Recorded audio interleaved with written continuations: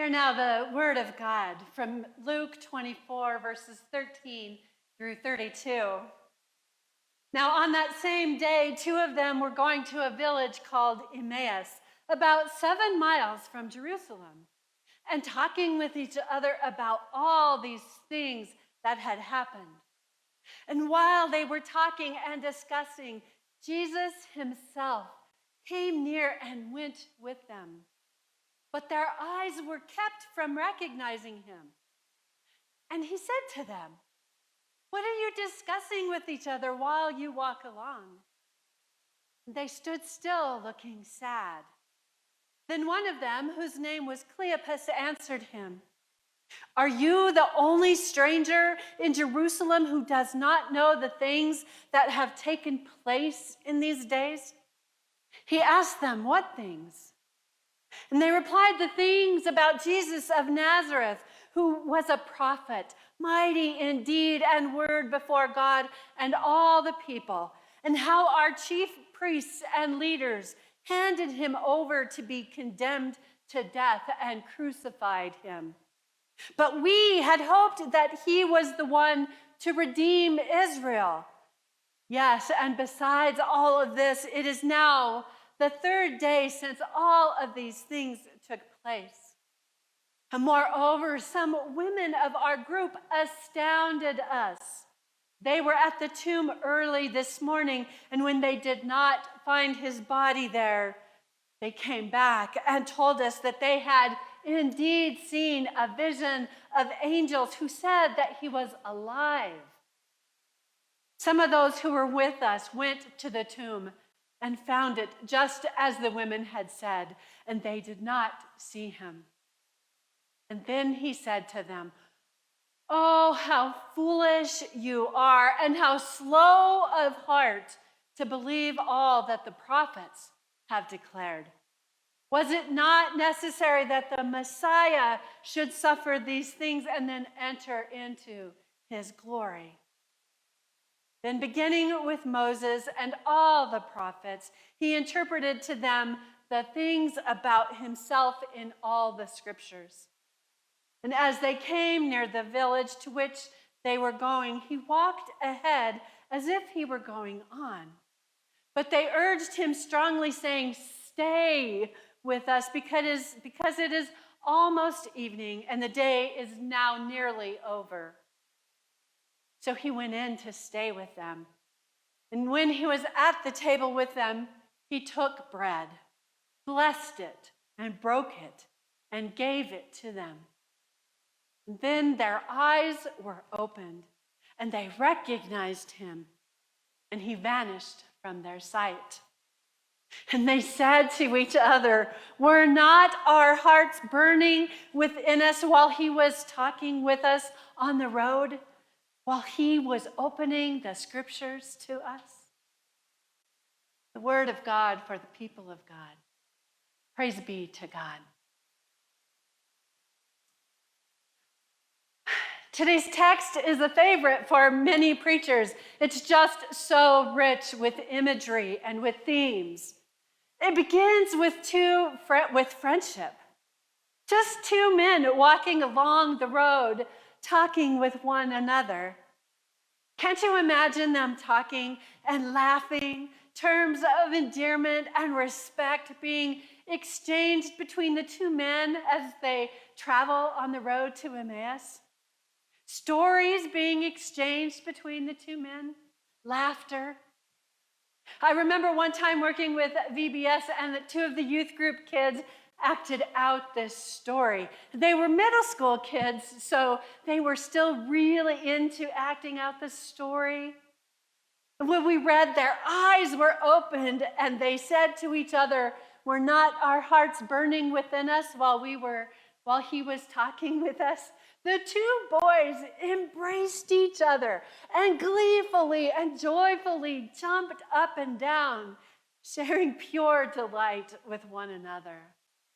A beautiful example of friendship. And traveling is another part of the wonderful imagery used in this story and really throughout the entire Bible. Two men traveled, crowds of people traveled with Jesus. The entire community of Israelites traveled. Traveling was important and is important.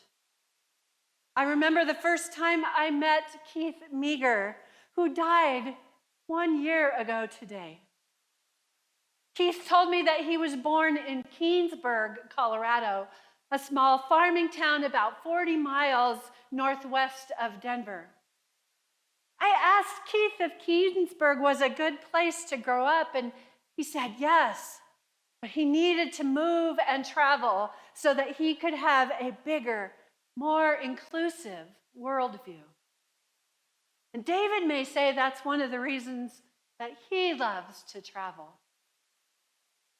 And traveling represents action, movement, a faith that moves from one place to another, a faith that fills us on Sunday mornings and moves us out into the world. And not only faith in action, but a God that moves toward us, a God in action as well. A God that came to us as an infant and continues to find new ways to come to us, to be revealed to us, so that our eyes can be opened. And one of the ways that our eyes are opened is in the breaking of the bread, communion, as we call it. Taking the bread of new life and the cup of hope. And noticing how simple elements such as grapes and wheat are transformed into something new and life-giving, and realizing how our lives can be transformed. And if there's one thing I miss in this pandemic, it's communion in the sanctuary. It puts us in motion, our faith in action, because we have to get up out of our seats and come forward for the bread and the juice.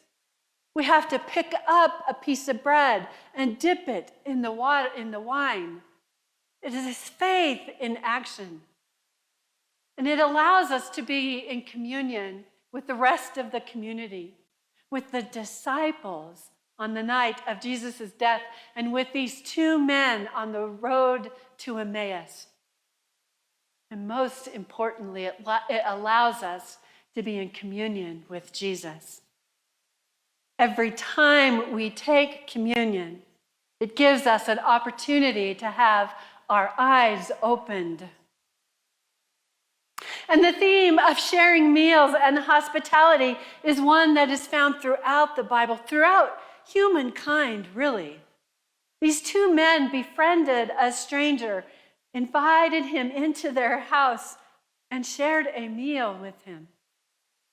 And if there is another thing I miss because of the pandemic, it's sharing a meal with friends. I can't wait to be able to gather together, to share a meal, to share stories, to share laughter, to share love. These thoughts fill me with hope. And finally, another beautiful theme from this story is that when the two men's eyes were opened, they recognized Jesus. At lunch and lectionary on Thursday, we shared stories with each other of times in our lives that our eyes were opened, thereby changing us forever. And my guess is that you may have your own stories that caused your eyes to be open and your life changed.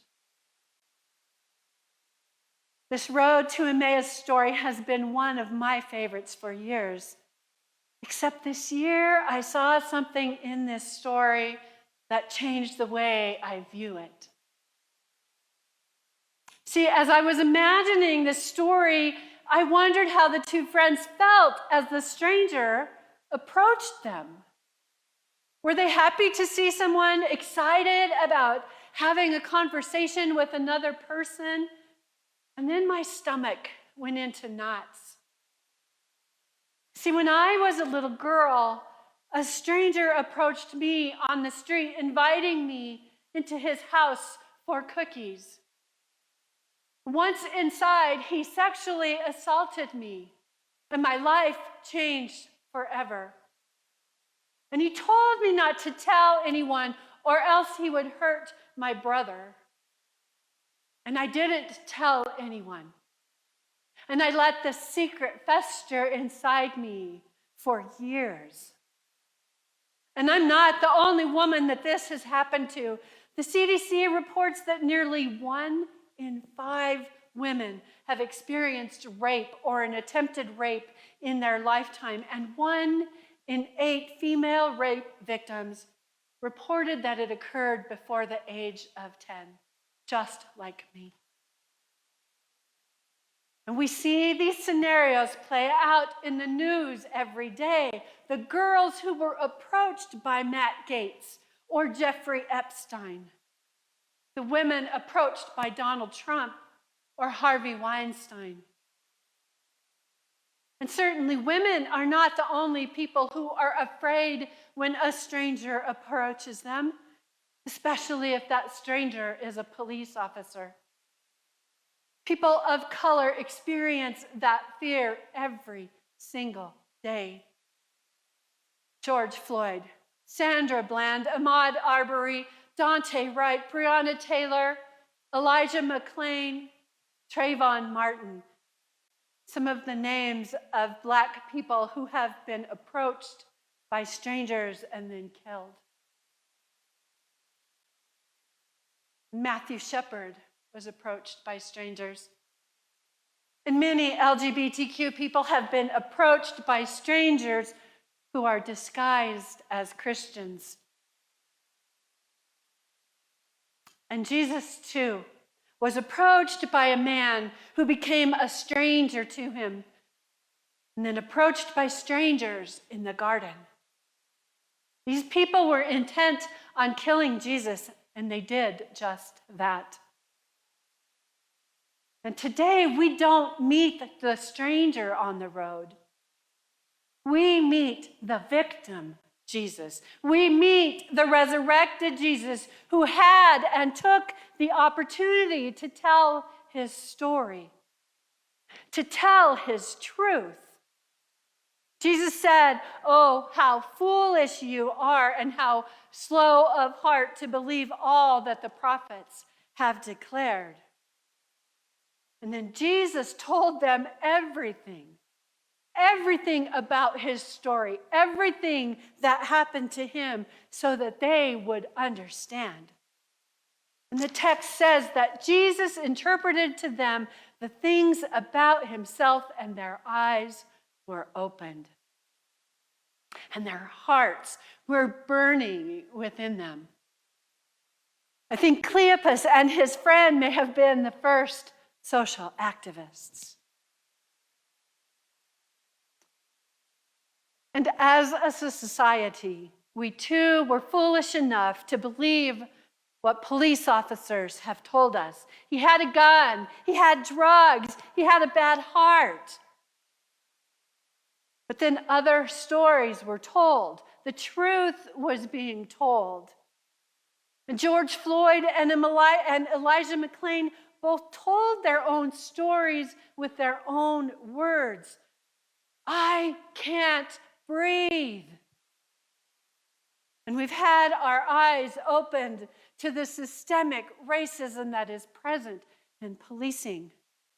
And our eyes are opened, and our hearts burned from within.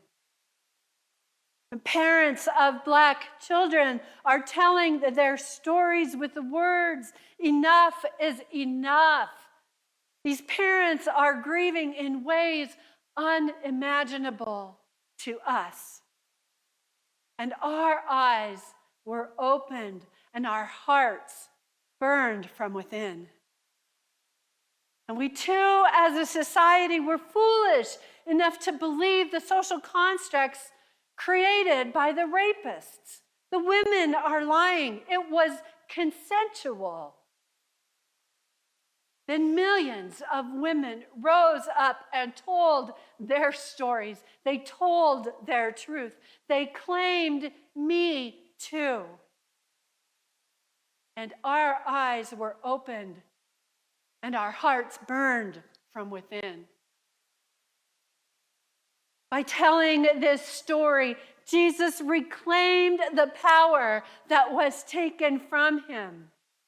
By showing his wounds, Jesus reclaimed the power that was taken from him.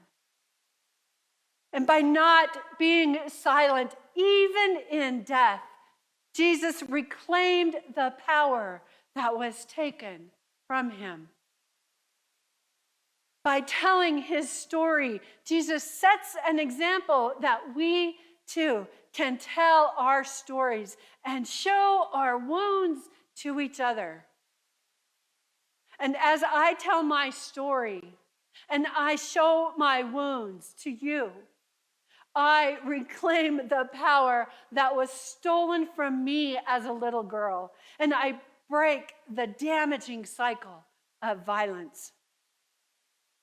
And as we listen to other stories, our eyes are opened and our hearts burn from within. May it be so.